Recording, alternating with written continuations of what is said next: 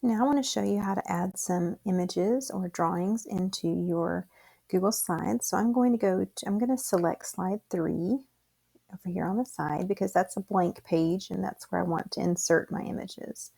So I'm going to first show you how to insert an image. There's a couple of ways you can do that. One, you can upload it from your computer. So if you've already taken a photo or you've selected and downloaded a photo from the web, then you can go to wherever your files are. Maybe you might have your files in images, you might have them someplace else, but mine are in downloads. So I have this picture of giraffe, and I am going to see if I can, let me get this to go away. I'm going to open that, and it's going to come up as my picture of giraffe. And I can actually make it different sizes. So if I click on the edges of this, I can drag it out and make it bigger. I can make it smaller. I just click on it and then pull it across. So I can make it different sizes. If I want to, I can move it around. I don't really want it to be this big, so I'm going to try to make it a little smaller.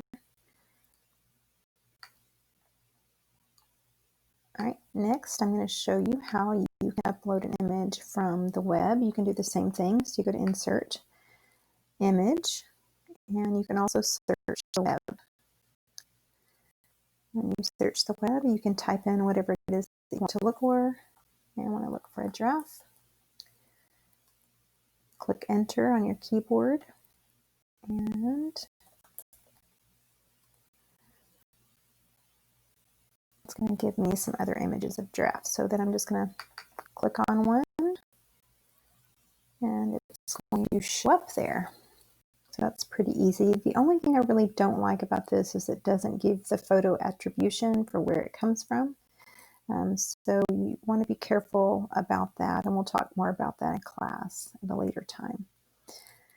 My internet's being slow, but there you go. There's the picture of the giraffe. Now I'm going to go to slide 2, and I'm going to insert a drawing here. I know it says to add text, but I can actually delete that text box if I want to move it out of the way.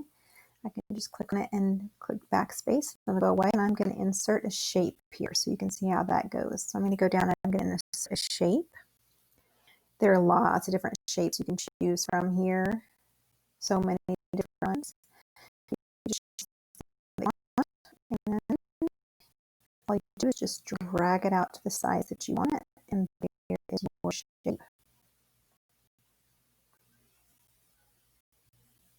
All right.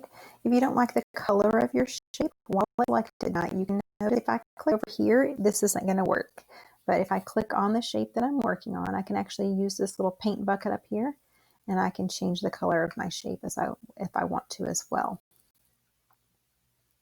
So that is how to insert images and also shapes.